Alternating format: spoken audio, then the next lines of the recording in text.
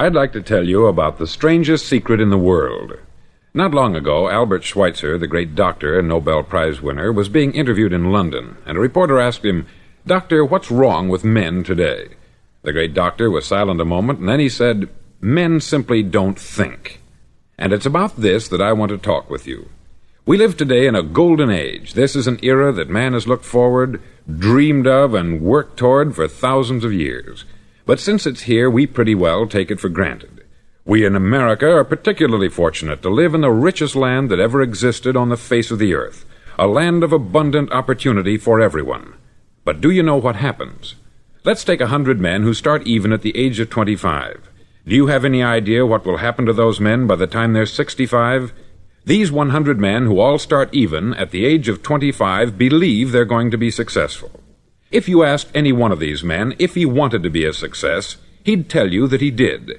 And you'd notice that he was eager toward life, that there was a certain sparkle to his eye, an erectness to his carriage, and life seemed like a pretty interesting adventure to him. But by the time they're 65, 1 will be rich, 4 will be financially independent, 5 will still be working, 54 will be broke. Now think a moment. Out of the 100, only 5 make the grade. Why do so many fail? What has happened to the sparkle that was there when they were 25? What's become of the dreams, the hopes, the plans? And why is there such a large disparity between what these men intended to do and what they actually accomplished? When we say about 5% achieve success, we have to define success. And here's the definition. Success is the progressive realization of a worthy ideal.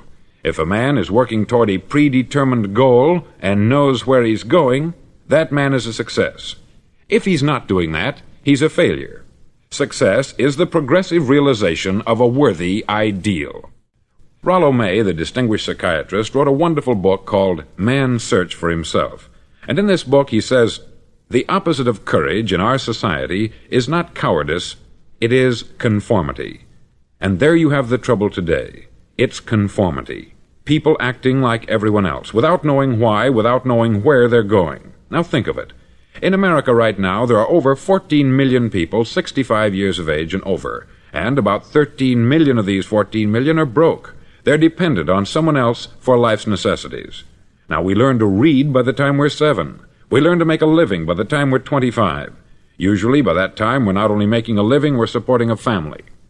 And yet, by the time we're 65, we haven't learned how to become financially independent in the richest land that has ever been known. Why? We conform. And the trouble is that we're acting like the wrong percentage group, the 95% who don't succeed. Now, why do these people conform? Well, they don't know, really. These people believe that their lives are shaped by circumstances, by things that happen to them, by exterior forces. They're outer-directed people. A survey was made one time that covered a lot of men, working men, and these men were asked this question. Why do you work? Why do you get up in the morning? 19 out of 20 had no idea. If you ask them, they'll say, everyone goes to work in the morning. And that's the reason they do it, because everyone else is doing it. Now let's get back to our definition of success. Who succeeds? The only man who succeeds is the man who is progressively realizing a worthy ideal. He's the man who says, I'm going to become this, and then begins to work toward that goal. I'll tell you who the successful people are. A success is the school teacher who's teaching school because that's what she wanted to do. The success is the woman who's a wife and mother because she wanted to become a wife and mother and is doing a good job of it. The success is the man who runs the corner gas station because that's what he wanted to do. The success is the successful salesman who wants to become a top-notch salesman and grow and build with his organization. A success is anyone who is doing deliberately a predetermined job because that's what he decided to do deliberately. But only 1 out of 20 does that. That's why today there isn't really any competition, unless we make it for ourselves. Instead of competing, all we have to do is create. Now, for 20 years, I looked for the key which would determine what would happen to a human being. Was there a key I wanted to know which would make the future a promise that we could foretell to a large extent? Was there a key that would guarantee a person's becoming successful if he only knew about it and knew how to use it? Well, there is such a key, and I've found it. Have you ever wondered why so many men work so hard and honestly without ever achieving anything in particular, and others don't seem to work hard and yet seem to get everything? They have the magic touch. You've heard them say that about someone. Everything he touches turns to gold. And have you ever noticed that a man who becomes successful tends to continue to become successful, and on the other hand, have you noticed how a man who is a failure tends to continue to fail? It's because of goals. Some of us have them, some don't. People with goals succeed because they know where they're going. Now think of a ship leaving a harbor, and think of it with the complete voyage mapped out and planned. The captain and crew know exactly where it's going and how long it will take. It has a definite goal. 9,999 times out of 10,000 it will get to where it started out to get. Now let's take another ship, just like the first, only let's not put a crew on it, or a captain at the helm. Let's give it no aiming point, no goal, no destination. We just start the engines and let it go. I think you'll agree with me that if it gets out of the harbor at all, it will either sink or wind up on some deserted beach a derelict. It can't go any place because it has no destination and no guidance. It's the same with a human being. Take the salesman, for example. There is no other person in the world today with the future of a good salesman. Selling is the world's highest paid profession, if we're good at it and if we know where we're going. Every company needs top-notch salesmen, and they reward those men. The sky is the limit for them. But how many can you find? Someone once said, "The human race is fixed, not to prevent the strong from winning, but to prevent the weak from losing." The American economy today can be likened to a convoy in time of war. The entire economy is slowed down to protect its weakest link, just as the convoy had to go at the speed that would permit its slowest vessel to remain in formation. That's why it's so easy to make a living today. It takes no particular brains or talent to make a living and support a family today. So we have a plateau of so-called security, if that's what a person's looking for. But we do have to decide how high above this plateau we want to aim for. Now let's get back to the strangest secret in the world, the story that I wanted to tell you today. Why do men with goals succeed in life, and men without them fail? Well, let me tell you something which, if you really understand it, will alter your life immediately. If you understand completely what I'm going to tell you from this moment on, your life will never be the same again. You'll suddenly find that good luck just seems to be attracted to you. The things you want just seem to fall in line. And from now on, you won't have the problems, the worries, the gnawing lump of anxiety that perhaps you've experienced before. Doubt, fear, well, they'll be things of the past. Here's the key to success, and the key to failure. We become what we think about. Now let me say that again. We become what we think about. Throughout all history, the great wise men and teachers, philosophers and prophets have disagreed with one another on many different things. It is only on this one point that they are in complete and unanimous agreement. Listen to what Marcus Aurelius, the great Roman emperor, said. He said, "A man's life is what his thoughts make of it." Disraeli said this, "Everything comes if a man will only wait.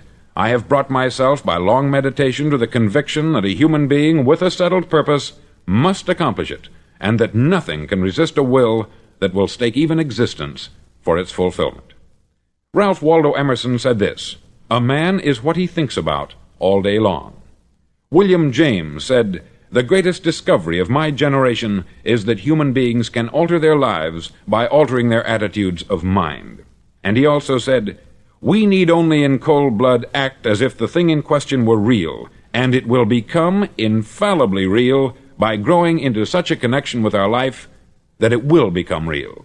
It will become so knit with habit and emotion that our interest in it will be those which characterize belief."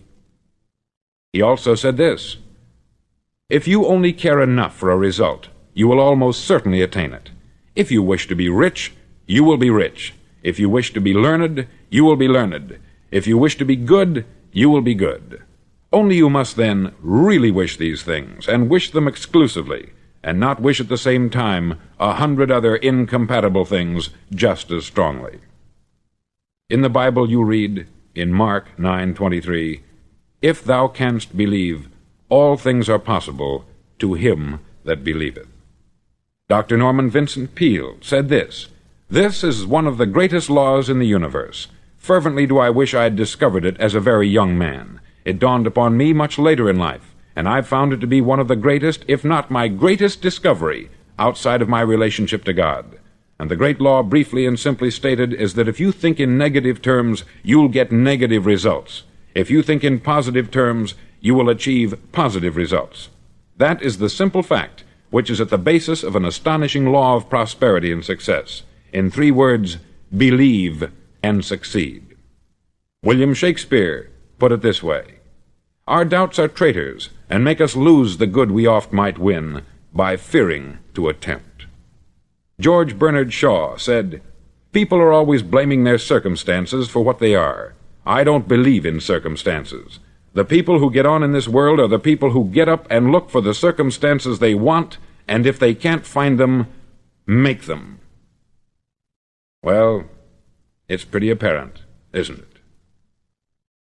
And every person who discovered this for a while believed that he was the first one to work it out. We become what we think about. Now, it stands to reason that a person who's thinking about a concrete and worthwhile goal is going to reach it, because that's what he's thinking about. And we become what we think about. Conversely, the man who has no goal, who doesn't know where he's going, and whose thoughts must therefore be thoughts of confusion and anxiety and fear and worry, becomes what he thinks about. His life becomes one of frustration, fear, anxiety, and worry. And if he thinks about nothing, he becomes nothing. Now, how does it work? Why do we become what we think about? Well, I'll tell you how it works as far as we know. Now, to do this, I want to tell you about a situation that parallels the human mind. Suppose a farmer has some land, and it's good, fertile land. Now, the land gives the farmer a choice. He may plant in that land whatever he chooses. The land doesn't care. It's up to the farmer to make the decision. Now, remember, we're comparing the human mind with the land, because the mind, like the land, doesn't care what you plant in it. It will return what you plant, but it doesn't care what you plant. Now, let's say that the farmer has 2 seeds in his hand. One is a seed of corn, the other is nightshade, a deadly poison. He digs 2 little holes in the earth, and he plants both seeds, one corn, the other nightshade. He covers up the holes, waters, and takes care of the land, and what will happen? Invariably, the land will return what is planted. As it's written in the Bible, "As ye sow, so shall ye reap." Remember, the land doesn't care. It will return poison in just as wonderful abundance as it will corn. So up come the 2 plants, one corn, one poison. Now, the human mind is far more fertile, far more incredible and mysterious than the land, but it works the same way. It doesn't care what we plant. Success, failure. A concrete, worthwhile goal, or confusion, misunderstanding, fear, anxiety, and so on. But what we plant, it will return to us. You see, the human mind is the last great unexplored continent on the earth. It contains riches beyond our wildest dreams. It will return anything we want to plant. Now, you might say, well, if that's true, why don't people use their minds more? Well, I think they've figured out an answer to that, too. Our mind comes as standard equipment at birth. It's free, and things that are given to us for nothing we place little value on. Things that we pay money for, we value. The paradox is that exactly the reverse is true. Everything that's really worthwhile in life came to us free. Our mind, our soul, our body, our hopes, our dreams, our ambitions, our intelligence, our love of family and children and friends. All these priceless possessions are free, but the things that cost us money are actually very cheap and can be replaced at any time. A good man can be completely wiped out and make another fortune. He can do that several times. Even if our home burns down, we can rebuild it, but the things we got for nothing, we can never replace. The human mind isn't used merely because we take it for granted. Familiarity breeds contempt. It can do any kind of job we assign to it, but generally speaking, we use it for little jobs instead of big important ones. Universities have proved that most of us are operating on about 10% of our abilities. Decide now, what is it you want? Plant your goal in your mind. It's the most important decision you'll ever make in your entire life. Do you want to be an outstanding salesman, a better worker at your particular job? Do you want to go places in your company, in your community? All you've got to do is plant that seed in your mind. Care for it. Work steadily toward your goal, and it will become a reality. It not only will, there's no way that it cannot. You see, that is a law, like the laws of Sir Isaac Newton, the laws of gravity. If you get on top of a building and jump off, you'll always go down. You'll never go up. And it's the same with all the other laws of nature. They always work, they're inflexible. Think about your goal in a relaxed, positive way. Picture yourself in your mind's eye as having already achieved this goal. See yourself doing the things you will be doing when you've reached your goal. Ours has been called the phenobarbital age, the age of ulcers and nervous breakdowns. At a time when medical research has raised us to a new plateau of good health and longevity, far too many of us worry ourselves into an early grave trying to cope with things in our own little personal ways, without learning a few great laws that will take care of everything for us. These things we bring on ourselves through our habitual way of thinking. Every one of us is the sum total of his own thoughts. He is where he is because that is exactly where he really wants to be, whether he'll admit that or not. Each of us must live off the fruit of his thoughts in the future, because what you think today and tomorrow, next month and next year, will mold your life and determine your future. You're guided by your mind. I remember one time I was driving through Arizona and I saw one of those giant earth-moving machines roaring along the road at about 35 miles an hour with what looked like 20 tons of dirt in it, a tremendous, incredible machine, and there was a little man perched way up on top with the wheel in his hands guiding it. And as I drove along, I was struck by the similarity of that machine to the human mind. Just suppose you're sitting at the controls of such a vast source of energy. Are you going to sit back and fold your arms and let it run itself into a ditch? Or are you going to keep both hands firmly on the wheel and control and direct this power to a specific, worthwhile purpose? It's up to you. You're in the driver's seat. You see, the very law that gives us success is a two-edged sword. We must control our thinking. The same rule that can lead a man to a life of success, wealth, happiness, and all the things he's ever dreamed of for himself and his family, that very same law can lead him into the gutter. It's all in how he uses it, for good or for bad. This is the strangest secret in the world.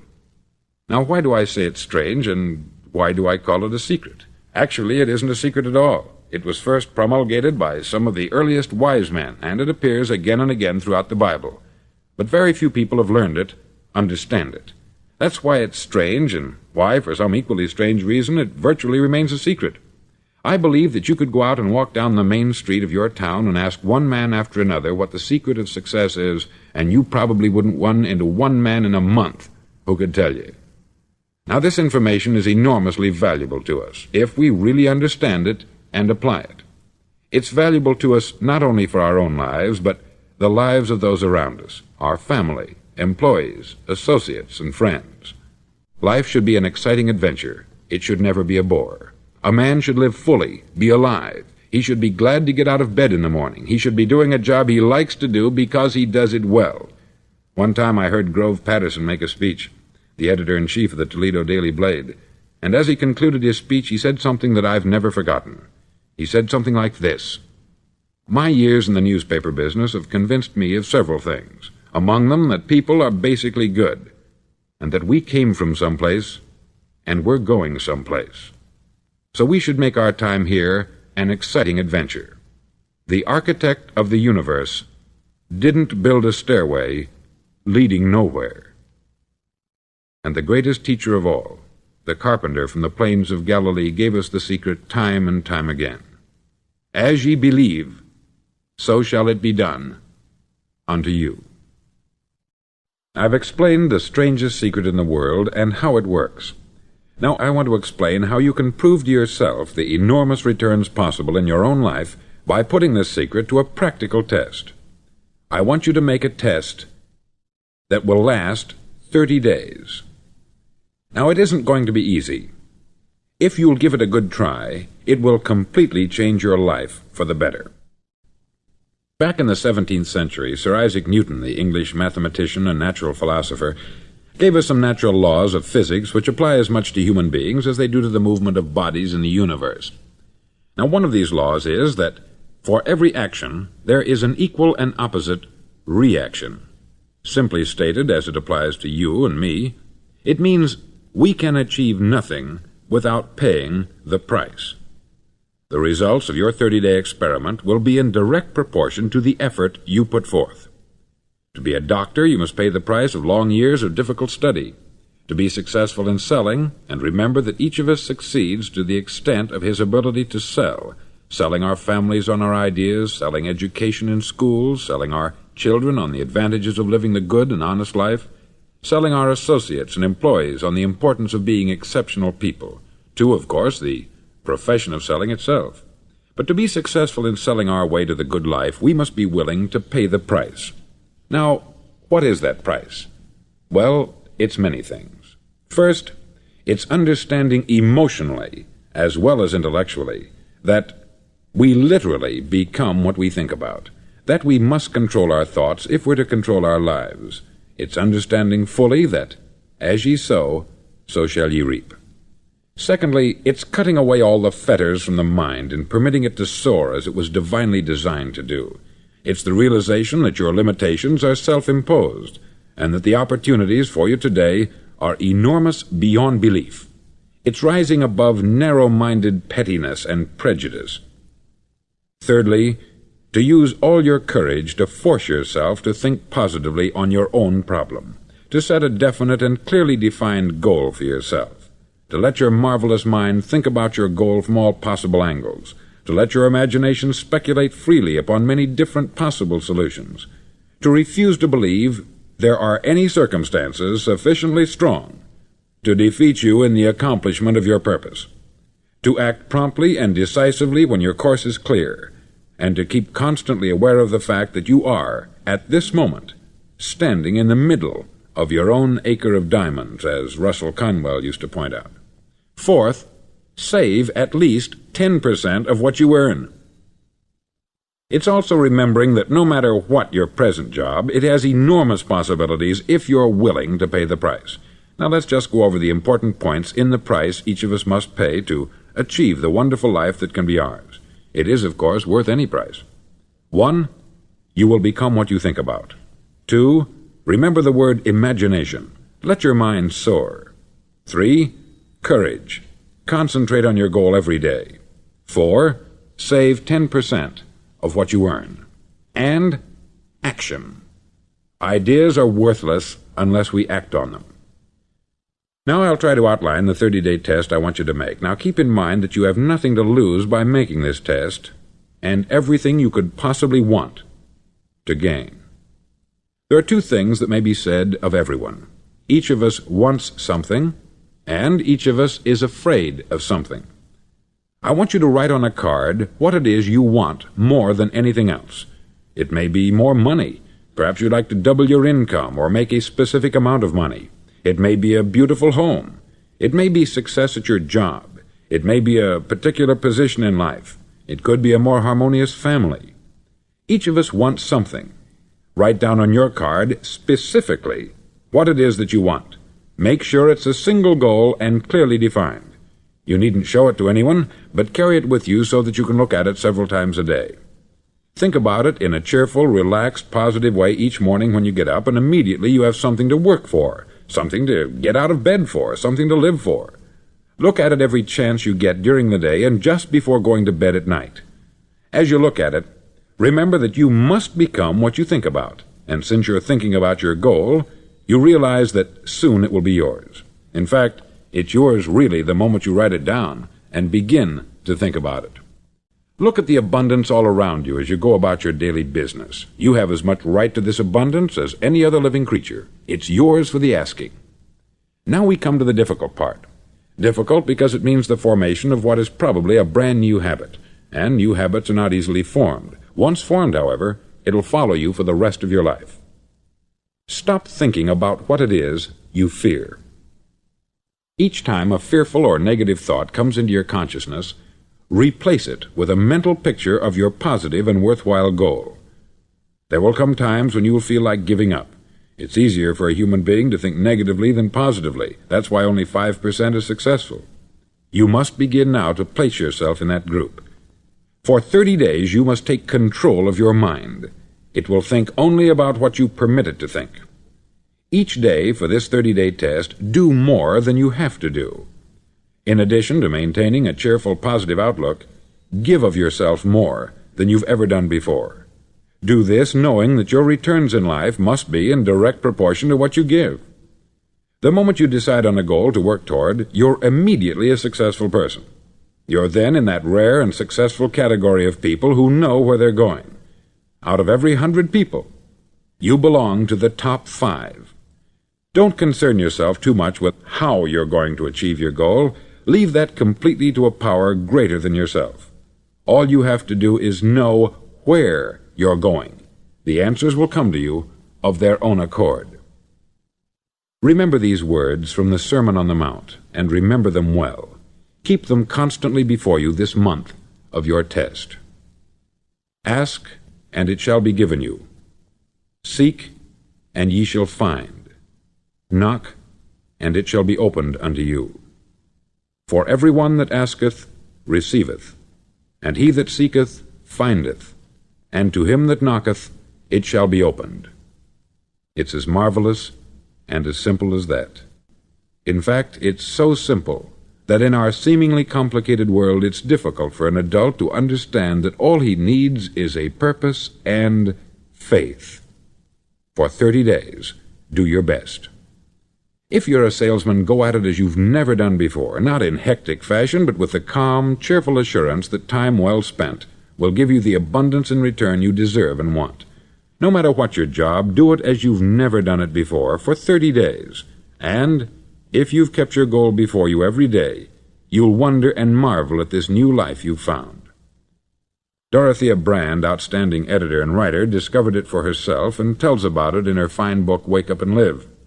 Her entire philosophy is reduced to the words, act as though it were impossible to fail.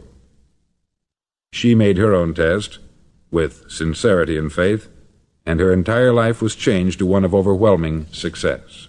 Now you make your test for 30 full days. Don't start your test until you've made up your mind to stick with it. You see, by being persistent, you're demonstrating faith. Persistence is simply another word for faith. If you didn't have faith, you would never persist. If you should fail during your first 30 days, by that I mean suddenly find yourself overwhelmed by negative thoughts, you've got to start over again from that point and go 30 more days. Gradually your new habit will form until you find yourself one of that wonderful minority to whom virtually nothing is impossible. Don't forget the card. It's vitally important as you begin this new way of living. On one side of the card, write your goal, whatever it may be. On the other side, write the words we've quoted from the Sermon on the Mount. Ask, and it shall be given you. Seek, and ye shall find. Knock, and it shall be opened unto you. Nothing great was ever accomplished without inspiration. See that during these crucial first 30 days, your own inspiration is kept at a peak. Above all, don't worry. Worry brings fear, and fear is crippling. The only thing that can cause you to worry during your test is trying to do it all yourself. Know that all you have to do is hold your goal before you. Everything else will take care of itself. Remember also to keep calm and cheerful. Don't let petty things annoy you and get you off course. Now, since making this test is difficult, some may say, well, why should I bother? Well, look at the alternative. No one wants to be a failure. No one really wants to be a mediocre individual. No one wants a life constantly filled with worry, fear, and frustration. Therefore, remember that you must reap that which you sow. If you sow negative thoughts, your life will be filled with negative things. If you sow positive thoughts, your life will be cheerful, successful, and positive. Now, gradually, you will have a tendency to forget what you've heard on this record. Play it often. Keep reminding yourself of what you must do to form this new habit. Gather your whole family about and listen to what's been said here at regular intervals. You know, most men will tell you that they want to make money without understanding the law. The only people who make money work in the mint. The rest of us must earn money. This is what causes those who keep looking for something for nothing or a free ride to fail in life. The only way to earn money is by providing people with services or products which are needed and useful. We exchange our product or service for the other man's money. Therefore, the law is that our financial return will be in direct proportion to our service. Success is not the result of making money. Making money is the result of success, and success is in direct proportion to our service. Most people have this law backwards. They believe that you're successful if you earn a lot of money. The truth is that you can only earn money after you're successful. It's like the story of the man who sat in front of the stove and said to it, "Give me heat, and then I'll add the wood." How many men and women do you know, or do you suppose there are today, who take the same attitude toward life? There are millions. We've got to put the fuel in before we can expect heat. Likewise, we've got to be of service first before we can expect money. Don't concern yourself with the money. Be of service. Build, work, dream, create.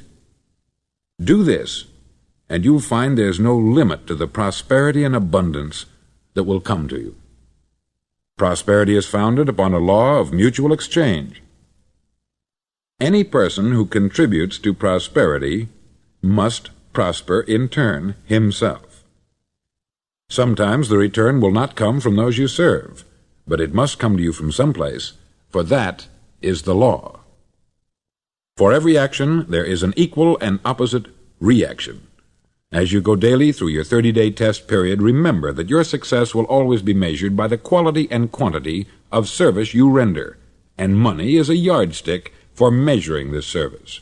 No man can get rich himself unless he enriches others. There are no exceptions to a law. You can drive down any street in America and from your car estimate the service that's being rendered by the people living on that street. Had you ever thought of this yardstick before? It's interesting. Some, like ministers and priests and other devoted people, measure their returns in the realm of the spiritual, but again, their returns are equal to their service.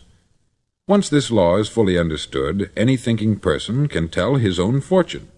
If he wants more, he must be of more service to those from whom he receives his return. If he wants less, he has only to reduce this service. This is the price you must pay for what you want. If you believe you can enrich yourself by deluding others, you can only end by deluding yourself. It may take some time, but just as surely as you breathe, you'll get back what you put out. Don't ever make the mistake of thinking you can avert this. It's impossible. The prisons and the streets where the lonely walk are filled with people who tried to make new laws just for themselves. We may avoid the laws of man, but there are greater laws that cannot be broken. An outstanding medical doctor recently pointed out 6 steps that will help you realize success. 1. Set yourself a definite goal. 2. Quit running yourself down. 3. Stop thinking of all the reasons why you cannot be successful, and instead think of all the reasons why you can. 4. Trace your attitudes back through your childhood and try to discover where you first got the idea you couldn't be a success, if that's the way you've been thinking. 5. Change the image you have of yourself by writing out a description of the person you would like to be. And 6. Act the part of the successful person you have decided to become. The doctor who wrote those words is a noted West Coast psychiatrist, David Harold Fink, M.D. Do what all experts since the dawn of recorded history have told you you must do. Pay the price by becoming the person you want to become. It's not nearly as difficult as living unsuccessfully. Make your 30-day test. Then repeat it. Then repeat it again. Each time it will become more a part of you until you'll wonder how you could ever have lived any other way. Live this new way, and the floodgates of abundance will open and pour over you more riches than you may have dreamed existed. Money? Yes, lots of it. But what's more important, you'll have peace.